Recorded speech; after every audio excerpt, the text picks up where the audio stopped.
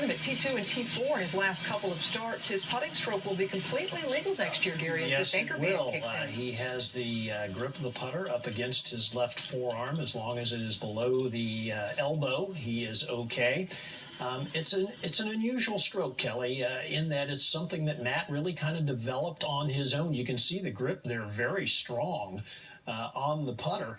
And it's interesting to me when you watch that stroke, because the putter is up his forearm, it looks, in my mind, a little bit less than technically correct. The putter tends to go back very much to the inside, and then as he comes through, it goes out and to the right.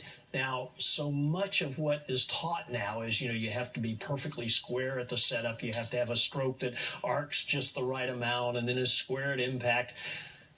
I'm not so sure that you have to do that to putt well. If you go back to my generation and watch some of the players who played and putted extremely well, there were all different kind of styles. Here's Aoki. The toe of the putter is totally up in the air, kind of hunched over. Look how low the hands are.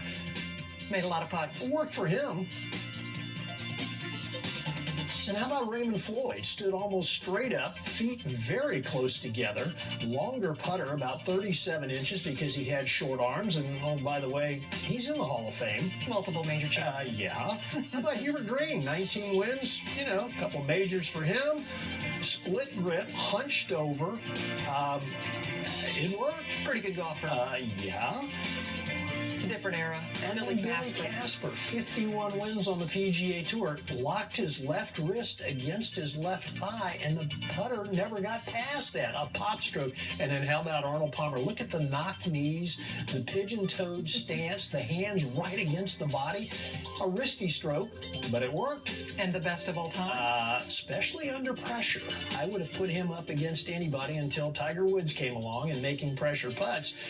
Jack used that right arm. Notice how it's folded there, and then used the right forearm, as he called, like a piston to propel the putter down the line. Now, even as he got older, the stance maybe changed a little bit, got a little bit narrower, but still the exact same motion. So, Kelly, I guess what I'm saying here is, to me, putting is probably the most individualistic part of the game of golf.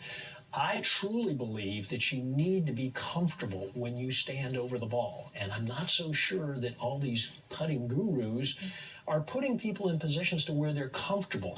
A lot of it is, can I feel like I see where I want the ball to start? Well, if you set up perfectly square, maybe you don't see that line. And a lot of the guys that you showed only worked with either one teacher or none in their professional careers. You saw them change very little.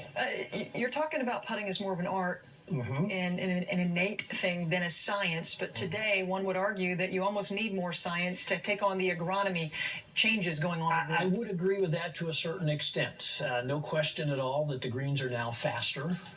So certainly the strokes that maybe some we saw there, especially Billy Casper's or Arnold Palmer's with the kind of popping motion, might prove to be a little bit tougher to use. But, Brent Snedeker seems to putt pretty well, and he's got kind of that little pop motion. I guess what's interesting to me is, we just talked about it, that Jack Nicklaus, arguably the best pressure putter that I've ever seen until Tiger Woods came along.